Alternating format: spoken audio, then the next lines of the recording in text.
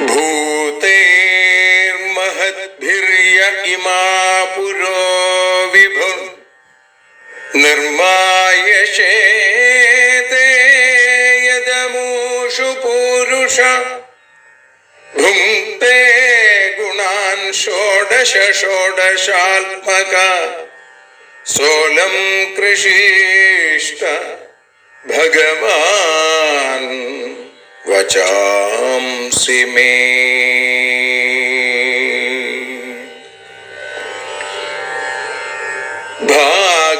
ഭാഗവതത്തെ അറിയാൻ ഈ ഭാഗവതത്തിൽ അലിയാൻ, ഭാഗവതത്തെ അറിയാൻ ശ്രീമദ് ഭാഗവതത്തിൽ അലിയാൻ, ലക്ഷ്യമതും മാത്രം ഹരിയിൽ ഭക്തിയുണർത്തും സംഗീതം ഹരിനാമലഹരി സൗഭാഗ്യം. ഭാഗവതത്തെ അറിയാൻ ഭാഗവതത്തിൽ അലിയാൻ.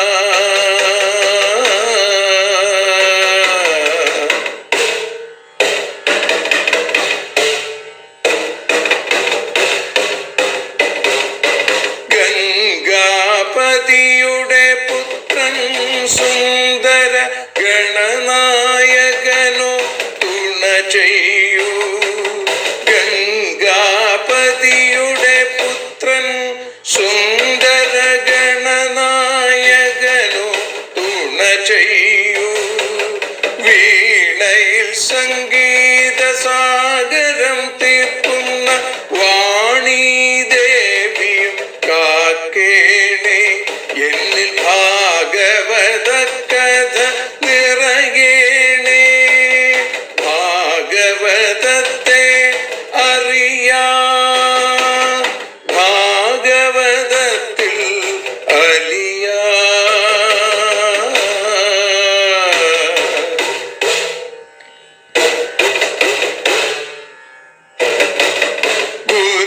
ഗുരുവായൂരിൽ നിത്യം നിറയുക ഗുരുവായൂരിലെ ശ്രീകൃഷ്ണ.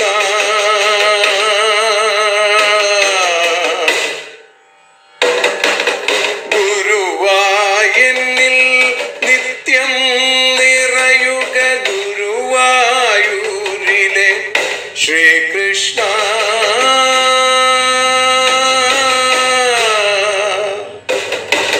ഹരേ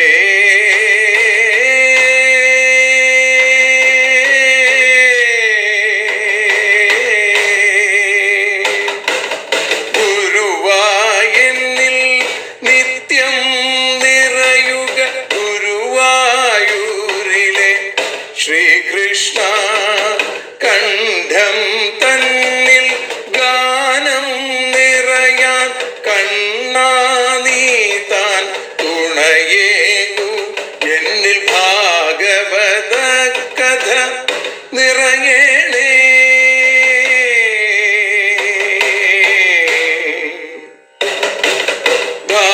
ഭാഗവതത്തെ അറിയാൻ ഭാഗവതത്തിൽ അലിയാൻ.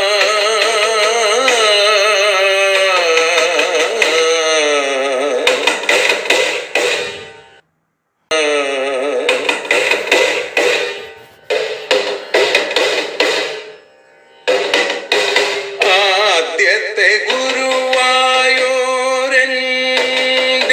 അച്ഛനുപാദ നമസ്കാരം. ആദ്യത്തെ ഗുരുവായൂരനുടെ അച്ഛനുപാദ നമസ്കാരം. അമ്മിഞ്ഞപ്പാൽ മധുരം നൽകിയ അമ്മേ നീ വരമേകേണേ. എന്നിൽ ഭാഗവത കഥ നിറയേണേ.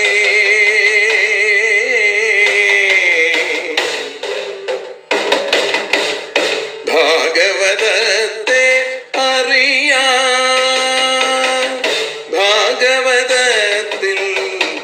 അലിയാ.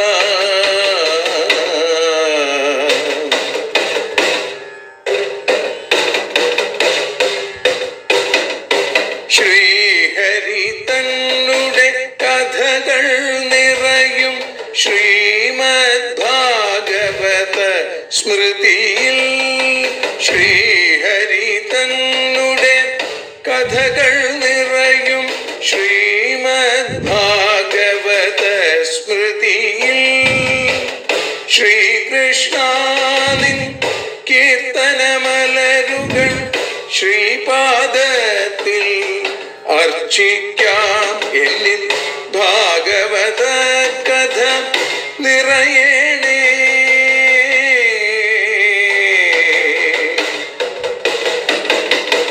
ഭാഗവതത്തെ അറിയാ, ഭാഗവതത്തിൽ അലിയാ. ലക്ഷ്യമതൊന്നു മാത്രം ഹരിയിൽ ലഹരിയുണർത്തും സംഗീതം. ഭക്തിയുണർത്തും സാഫല്യം. ഭക്തിയുണർത്തും സൗഭാഗ്യം. ഭാഗവതത്തെ അറിയാ,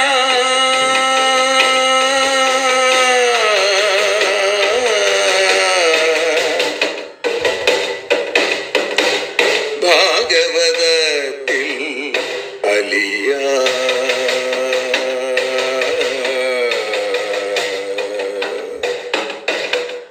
ഭാഗവതത്തിൽ അലിയാ.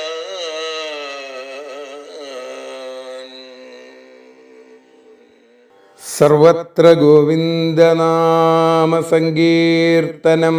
ഗോവിന്ദ ഗോവിന്ദ.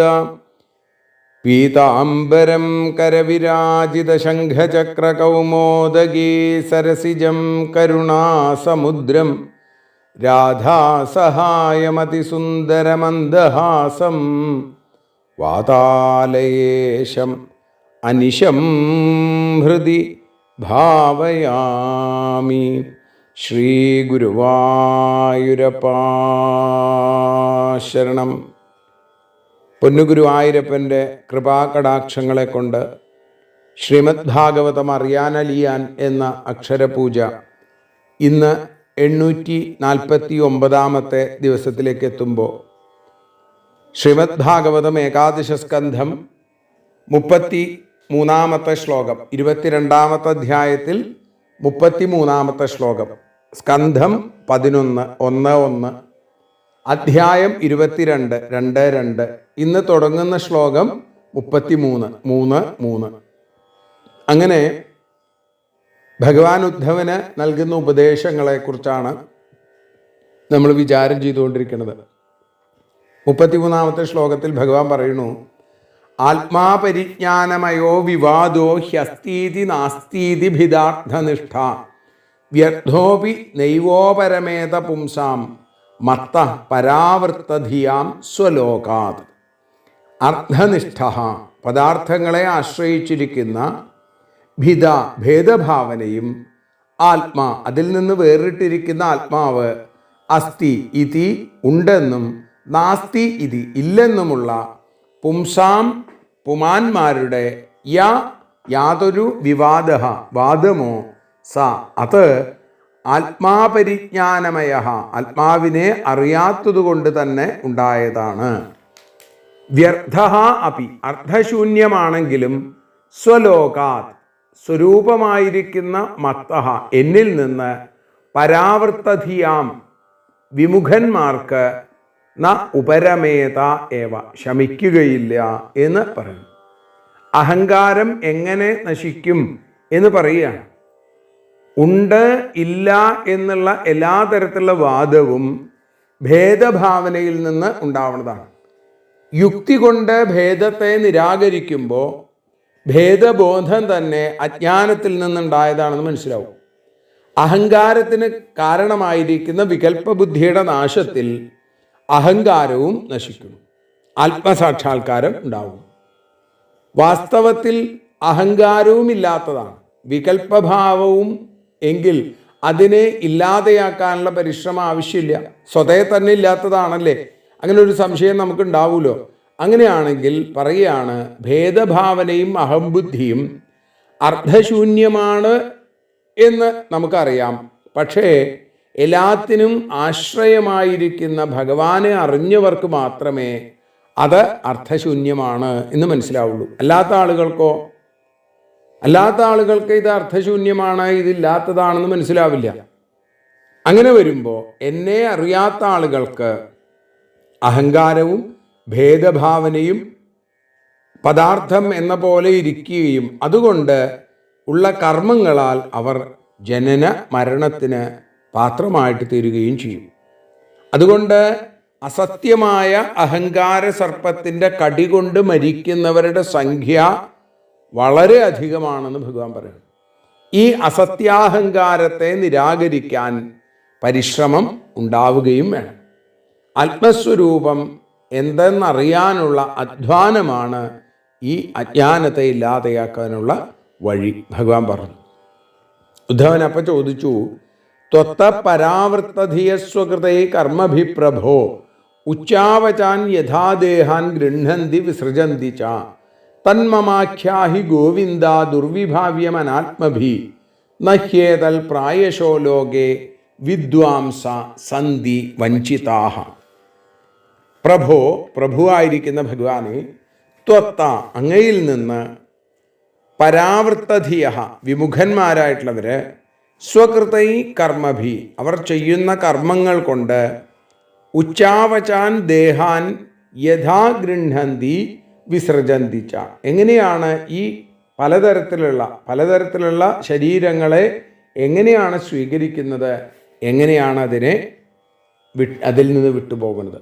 തന്മമാഖ്യാഹി ഗോവിന്ദ ദുർവിഭാവ്യം അനാത്മഭി നഹ്യേതൽ പ്രായശോ ലോകേ വിദ്വാംസ സന്തി വഞ്ചിതാഹ. ഗോവിന്ദ, അനാത്മഭി ആത്മാവിനെ അറിയാത്തവരാൽ ദുർവിഭാവ്യം ആലോചിക്കാൻ പോലും കഴിയാത്തതായ അതിനെ മമ ആഖ്യാഹി എനിക്കായിട്ട് പറഞ്ഞു തരണേ. വഞ്ചിതാഹ വഞ്ചിക്കപ്പെട്ടവരായിട്ട് ഏതത് വിദ്വാംസ ഇതിനെ അറിഞ്ഞവർ പ്രായശഃ ലോകേ ന സന്തി പ്രായേണ ലോകത്തിൽ അധികമില്ലല്ലോ എന്നാണ്.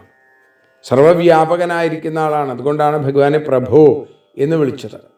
അപ്പോൾ ഈ സർവവ്യാപകനും അകർത്താവും നാശരഹിതനുമായ ആത്മാവിന് സംസാരം തന്നെ എങ്ങനെയാണ് ഉണ്ടാവുക? അവിടെ പറയുകയാണ്, അങ്ങയിൽ ഭക്തിയില്ലാത്തവർ ചെയ്യുന്ന കർമ്മങ്ങൾ കൊണ്ട് അവർ പലതരത്തിലുള്ള ദേഹങ്ങളെ എടുക്കുകയും ഉപേക്ഷിക്കുകയും ചെയ്യുന്നു. എങ്ങനെയാണ് നടക്കണത്? പരിച്ഛിന്നമായി ജഡമായിരിക്കുന്ന ദേഹത്തിന് കർമ്മകർത്തൃത്വവും അതുകൊണ്ട് ജനന മരണവും ഉണ്ടാവാൻ ന്യായമില്ല. ആത്മാവിനോ ദേഹാന്തരപ്രാപ്തിയും കർമ്മസംബന്ധവും മരണവും എങ്ങനെ ഉണ്ടാവും? ഉദ്ധവൻ്റെ വളരെ ഗംഭീരമായിട്ടുള്ള വളരെ ശ്രേഷ്ഠമായിട്ടുള്ള ചോദ്യം. അതുകൊണ്ട് അനാത്മഭി അങ്ങയുടെ മായ കൊണ്ട് ആയതുകൊണ്ട് ഇതിനെ അറിഞ്ഞ ആളുകൾ, ആത്മബോധം ഉള്ള ആളുകൾ പ്രായേണ ന സന്ധി അധികം ഒന്നുമില്ല, ലോകത്തിലില്ല. അപ്പോൾ ആത്മാവിനെ അറിയാത്തവരാൽ ആലോചിക്കാൻ കഴിയാത്ത അതിനെ, അങ്ങയുടെ തത്വത്തെ അങ്ങ് തന്നെ എനിക്ക് ഉപദേശിച്ച് തരണേ ഭഗവാനോട് ഉദ്ധവൻ പറയുന്നു. ഇത് കേട്ടപ്പോൾ ഭഗവാന്റെ മറുപടി, മന കർമ്മമയം നൃണാം ഇന്ദ്രിയൈ പഞ്ചഭിർയുതം ലോകാലോകം പ്രയാത്യന്യ ആത്മാ തദനുവർത്തതേ. നൃണാം മനുഷ്യരുടെ പഞ്ചഭി ഇന്ദ്രിയൈഹി 5 ഇന്ദ്രിയങ്ങളോട് യുതം യോജിച്ചതായും കർമ്മമയം കർമ്മസ്വരൂപമായും ഇരിക്കുന്ന മനസ്സ് ലോകാത് ലോകത്തിൽ നിന്ന് ലോകത്തെ പ്രയാതി സഞ്ചരിക്കുന്നു. അന്യഹ അതിൽ നിന്ന് ഭിന്നനായ ആത്മാവ് തത് അനുവർത്തത അതിനെ അനുസരിക്കും. സൂക്ഷ്മ ശരീരത്തെ ആത്മസ്വരൂപമായി തെറ്റിദ്ധരിക്കുന്നത് കൊണ്ടാണ് ഇങ്ങനെ ഉണ്ടാവുന്നത്. ഭഗവാൻ പറയുകയാണ്, മനുഷ്യരുടെ ശ്രോത്രാദികളാകുന്ന 5 ജ്ഞാനേന്ദ്രിയങ്ങളും വാഗ്വാദികളാകുന്ന 5 കർമ്മേന്ദ്രിയങ്ങളും 5 ഭൂതങ്ങളും അതോടൊപ്പം മനസ്സും ചേർന്നിരിക്കുന്ന സൂക്ഷ്മദേഹം ഈ സ്ഥൂലദേഹത്തെ വിട്ട് മറ്റൊരു ദേഹത്തെ എടുക്കുന്നു. ഒരു ലോകത്ത് നിന്ന് മറ്റൊരു ലോകത്തിലേക്ക് പോകുന്നു, അവിടെ നിന്ന് തിരിച്ചു വരുന്നു.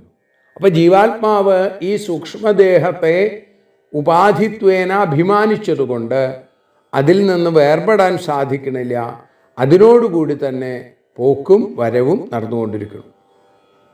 ധ്യായൻ മനോനു വിഷയാൻ ദൃഷ്ടാൻ വാനുശ്രുതാനധ ഉദ്യൽസീതൽ കർമ്മതന്ത്രം സ്മൃതിസ്തദനുശാമ്യതി. കർമ്മതന്ത്രം മനഃ, കർമ്മങ്ങൾക്ക് കീഴടങ്ങിയിരിക്കുന്ന മനസ്സ്. അധ അനന്തരം ദൃഷ്ടാൻവ കാണപ്പെട്ടതോ ശ്രുതാൻവ കേൾക്കപ്പെട്ടതോ ആയ വിഷയങ്ങളെ ധ്യാനിക്കുന്നതായിട്ട് ഉദ്യത് ആവിർഭവിച്ചതും സീതത് ലയിച്ചതുമായിട്ട് തദനു പിന്നെ സ്മരണം ശാമ്യതി, ആ സ്മരണ ഇല്ലാതെയാവും. അപ്പോൾ മനസ്സിന് തന്നെ മുമ്പത്തെ ദേഹത്തിൽ നിന്ന് വിട്ട് വിയോഗം ഉണ്ടാവുമ്പോൾ അന്യദേഹത്തോട് ചേർച്ച ഉണ്ടാകുന്നത് എങ്ങനെ എന്നാണ് ചോദ്യം. അപ്പോൾ മനസ്സിൻ്റെ സ്മരണശക്തി തീരെ ഇല്ലാതെയാകുന്നു. ഇതിനാണ് മരണം എന്ന്. രണ്ടാമത് സ്മൃതി പുറപ്പെടുന്നത് തന്നെ ജനനം. പല തരത്തിലുള്ള കർമ്മങ്ങൾ ചെയ്ത് പഴകിയ മനസ്സ് കർമ്മത്തിന് അധീനമായിട്ട് ലോകത്തിൽ കണ്ടുപരിചയിച്ചതും സ്മൃതികളിൽ വേദത്തിൽ കേട്ടുപഴകിയതുമായ ഓരോ വിഷയങ്ങളെക്കുറിച്ച് മനസ്സിങ്ങനെ ആലോചിക്കും. അങ്ങനെ വരുമ്പോഴോ ആ ആലോചനാശക്തിയെ അനുസരിച്ച് സാക്ഷാത്തായി കാണപ്പെടുന്ന വിഷയങ്ങളിലുള്ള വലിയ അഭിനിവേശം കൊണ്ട് പൂർവാനുഭൂത വിഷയങ്ങളെക്കുറിച്ചുള്ള സ്മരണം തീരെ ഇല്ലാതെയായിട്ട് വരുന്നു. വിഷയാഭിനിവേശേന നാത്മാനം യൽ സ്മരേത് പുന ജന്തോർവൈ കസ്യചിത് ഹേതോർ മൃത്യുരുത്യന്ത വിസ്മൃതി. കസ്യചിൽ ഹേതോ, ഏതോ ഒരു കർമ്മം കാരണമായിട്ട് നിവേശന വിഷയങ്ങളിലുള്ള അഭിനിവേശം കാരണം വീണ്ടും ആത്മാനം നസ്മരേ, മുമ്പത്തെ ദേഹത്തെ സ്മരിക്കുകയില്ല. ഇതീയത്ത് എന്നുള്ളത് ഏതാണോ സാ അത്യന്ത വിസ്മൃതിയേവ, ആ തീരെ മറവി തന്നെയാണ് ജന്തോഹോ മൃത്യു, ജന്തുക്കളുടെ ജീവികളുടെ മരണം. അന്ത്യകാലത്തിൽ സങ്കല്പശക്തിയിൽ മുൻഭാഗത്ത് കാണപ്പെടുന്ന രൂപത്തിൽ അത്യന്തം അഭിനിവേശമുണ്ടാവുന്നു.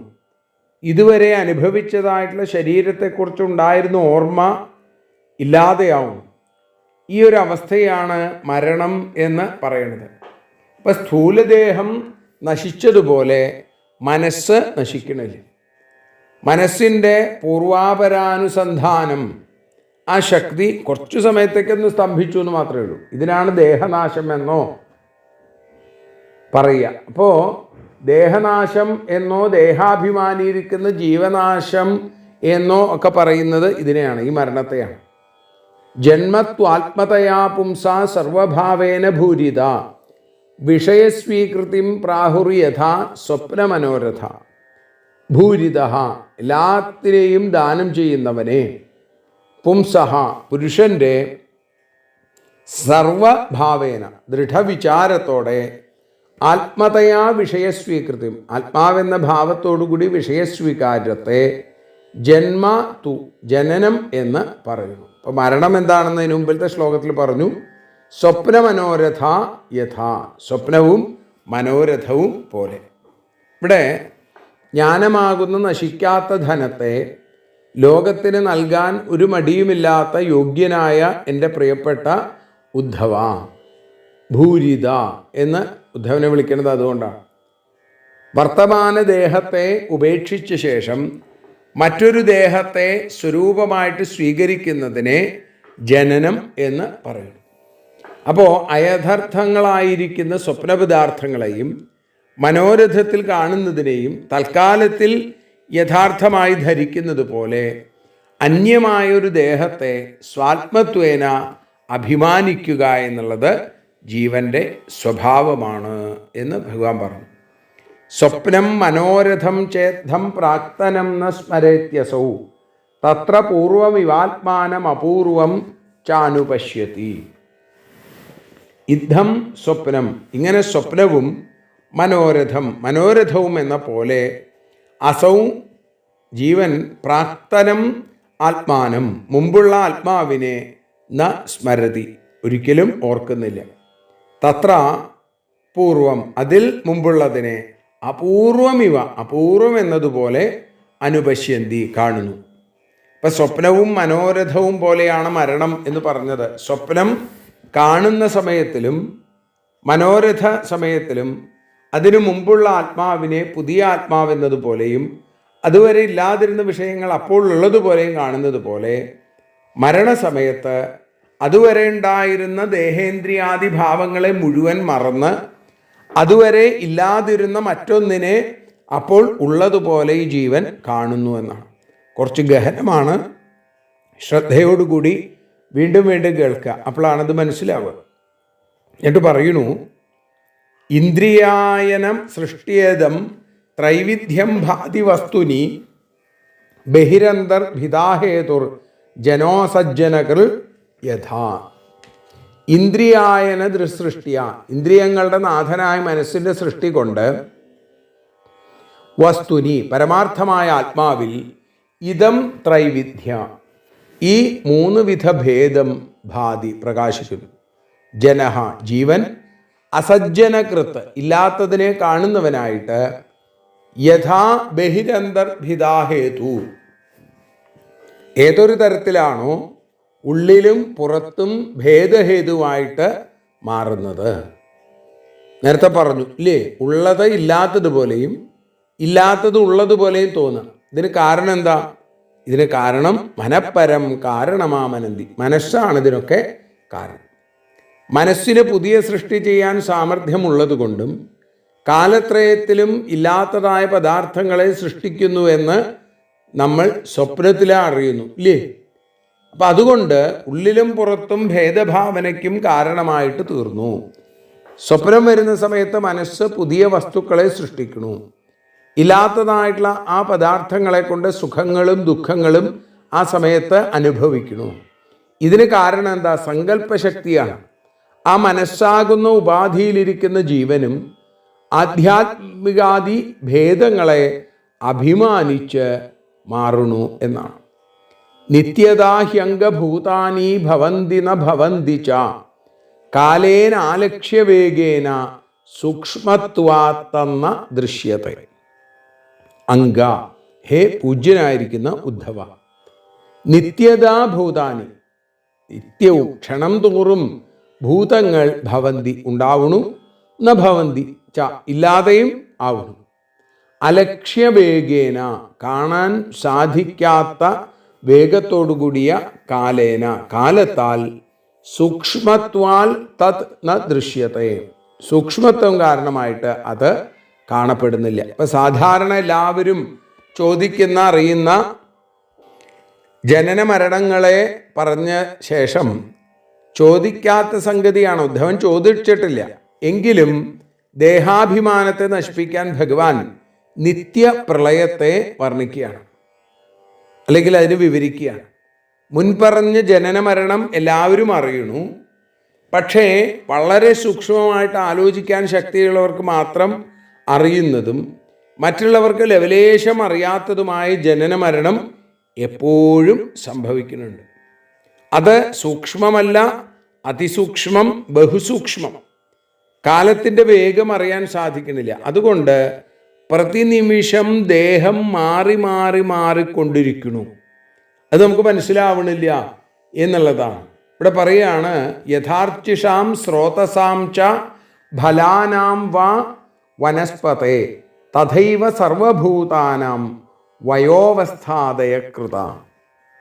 അർച്ചിഷാം അഗ്നിജ്വാലകളുടെയും, സ്രോതസാം പ്രവാഹങ്ങളുടെയും, വനസ്പതേ വൃക്ഷത്തിൻ്റെയും, ഫലാനാം കായ്കളുടെയും, യഥാ തഥാ ഏവ എപ്രകാരമാണോ അപ്രകാരത്തിൽ തന്നെ, സർവഭൂതാനാം വയോവസ്ഥാദയ സകല ജീവശരീരങ്ങളുടെയും വയസ്സ്, സ്ഥിതി തുടങ്ങിയവ ചെയ്യപ്പെടുന്നു എന്നാണ്.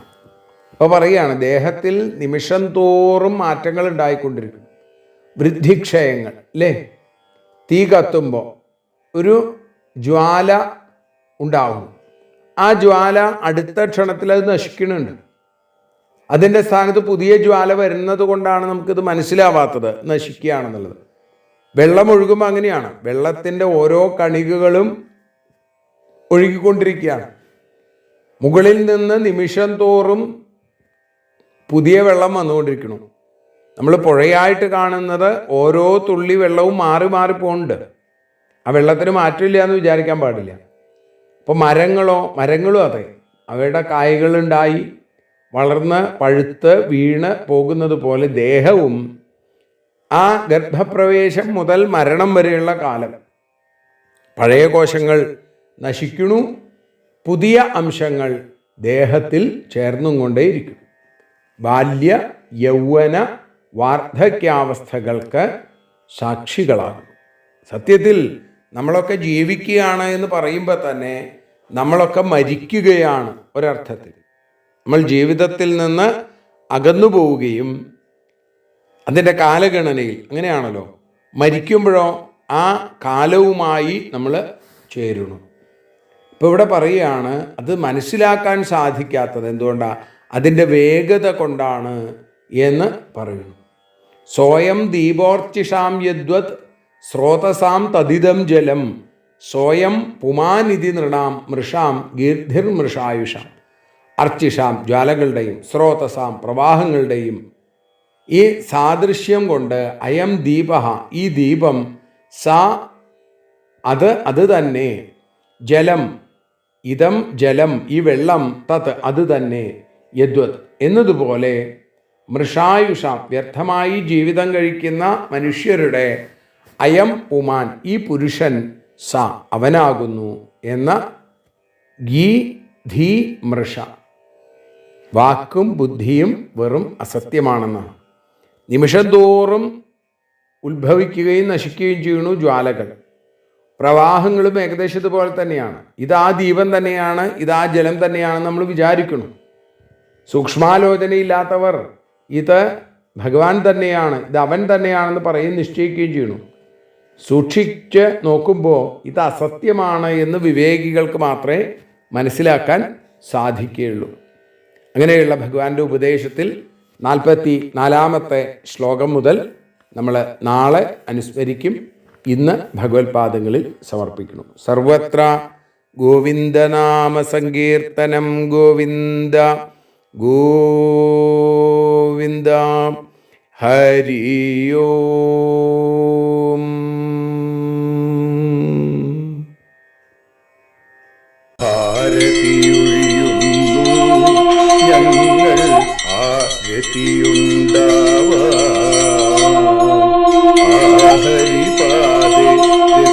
രതിയുണ്ടാകാൻ ആരതിയൊഴിയുന്നു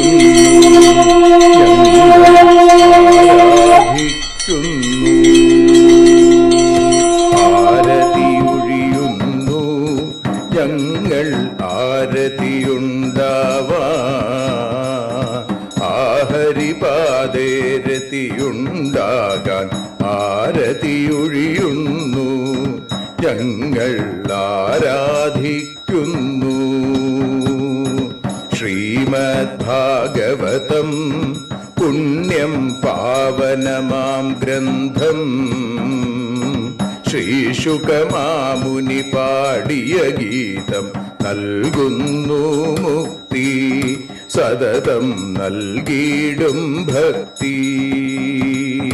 പാപികളെന്നാലും നിത്യം രക്ഷിക്കും ഗ്രന്ഥം പരമാനന്ദ സുധാരസമയമി ഹരിലീലാസാരം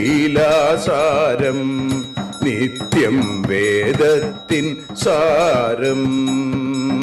വൈരാഗ്യം ജ്ഞാനം ഭക്തി എന്നിവ നൽകിയിടും വൈകല്യങ്ങൾ തീർത്തിടുന്നൊരു സുന്ദരമാം ഗീതം നിത്യം നൽകും കൈവല്യം. കലിമലമഥനി പാപവിനാശിനി സതതം സേവയെ ചെയ്യുന്നോർക്കോ സുഖകാരിണി ഗ്രന്ഥം നിത്യം നൽകും സായുജ്യം. ആരതിയൊഴിയുന്നു ഞങ്ങൾ ആരതിയുണ്ടാവാൻ, ആരതിയൊഴിയുന്നു ഞങ്ങൾ ആരതിയുണ്ടാവാൻ.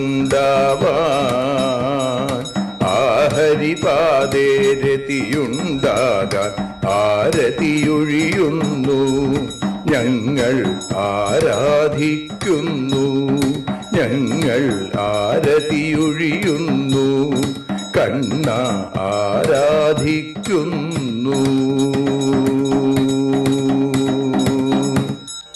രാധാരമണ മുകുന്ദ മുരാരെ ശരണം മേ തവ ചരണയുഗം. പവനപുരേശ രാധാ കൃഷ്ണ ശരണം മേ തവ ചരണയുഗം. മീനായി മണ്ണിൽ പിറന്നൊരു ദേവ ശരണം മേ തവ ചരണയുഗം. കച്ഛപരൂപമെടുത്തൊരു ദേവ ശരണം മേ തവ ചരണയുഗം. സൂകരഭാവമണിഞ്ഞൊരു ദേവ ശരണം മേ തവ ചരണയുഗം. നരഹരി രൂപമെടുത്തൊരു നാഥ ശരണം മേ തവ ചരണയുഗം. വാമനനായി വിളങ്ങിയ ദേവ ശരണം മേ തവ ചരണയുഗം. ഭാർഗവരാമനതായൊരു ദേവ ശരണം മേ തവ ചരണയുഗം. ദശരഥനന്ദനായൊരു ദേവ ശരണം മേ തവ ചരണയുഗം. ബലമേറുന്നൊരു രാമനാഥ ശരണം മേ തവ ചരണയുഗം. ദേവകി നന്ദന വസുദേവാത്മജ ശരണം മേ തവ ചരണയുഗം. യശോദതനയാ സുന്ദര രൂപ ശരണം മേ തവ ചരണയുഗം. ദ്വാരകവാസാരുക്മിണികാന്ത ശരണം മേ തവ ചരണയുഗം. കലികാലത്തിൽ കൽക്കിയും നീയേ ശരണം മേ തവ ചരണയുഗം. രാധാരമണ മുകുന്ദ മുരാരെ ശരണം മേ തവ ചരണയുഗം. പവനപുരേശ രാധാ കൃഷ്ണ ശരണം മേ തവ ചരണയുഗം. ചോറ്റാനിക്കര വാഴും ദേവി ശരണം മേ തവ ചരണയുഗം. സാംബ സദാശിവ ശംഭോ ശങ്കര ശരണം മേ തവ ചരണയുഗം. ഹരിഹരപുത്ര ആശ്രിതമിത്ര ശരണം മേ തവ ചരണയുഗം. സദ്ഗുരുനാഥ ഗുണപരിപൂർണ ശരണം മേ തവ ചരണയുഗം. മൂഷികവാഹന മോദകഹസ്ത ശരണം മേ തവ ചരണയുഗം. ഭക്തജനപ്രിയ ഭാഗവത പ്രിയ ശരണം മേ തവ ചരണയുഗം. രാധാരമണ മുകുന്ദ മുരാരെ ശരണം മേ തവ ചരണയുഗം. ഗുരുപവനപുരേശ രാധാകൃഷ്ണ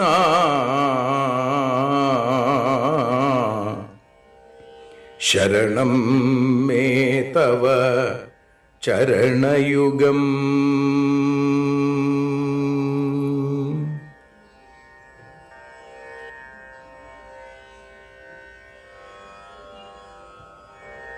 യദക്ഷരപദഭ്രഷ്ടം മാത്രാഹീനം തു യദ്ഭവേൽ തത്സർവം ക്ഷമ്യതാം ദേവ നാരായണ നമോസ്തുതേ. വിസർഗബിന്ദുമാത്രാണി പദപാദാക്ഷരാണി ച ന്യൂനാനി ചാതിരിക്താനി ക്ഷമസ്വ പുരുഷോത്തമ. മന്ത്രഹീനം ക്രിയാഹീനം ഭക്തിഹീനം ജനാർദ്ദന യൽപൂജിതം മയാ ദേവ പരിപൂർണം തദസ്തു തേ. കായേന വാചാ മനസേന്ദ്രിയൈർവാ ബുദ്ധ്യാത്മനാ വാ പ്രകൃതേ സ്വഭാവാൽ കരോമി യദ്യൽ സകലം പരസ്മൈ നാരായണായേതി സമർപ്പയാമി. സ്വസ്തി പ്രജാഭ്യ പരിപാലയന്താം ന്യായേന മാർഗേണ മഹീം മഹീഷാ. ഗോബ്രാഹ്മണേഭ്യ ശുഭമസ്തു നിത്യം. ലോകാഃ സമസ്താഃ സുഖിനോ ഭവന്തു. ലോകാഃ സമസ്താഃ സുജനാ ഭവന്തു. ലോകാഃ സമസ്താഃ ത്വൽഭക്തിരതാ ഭവന്തു. സർവേ ഭവന്തു സുഖിനഃ സർവേ സന്തു നിരാമയാം. സർവേ ഭദ്രാണി പശ്യന്തു മാ കശ്ചിൽ ദുഃഖഭാഗ് ഭവേൽ. അസതോ മാ സദ്ഗമയ തമസോ മാ ജ്യോതിർഗമയ മൃത്യോർമാ അമൃതം ഗമയ. ഓം ശാന്തി ശാന്തി ശാന്തി. ഹരി ഓം.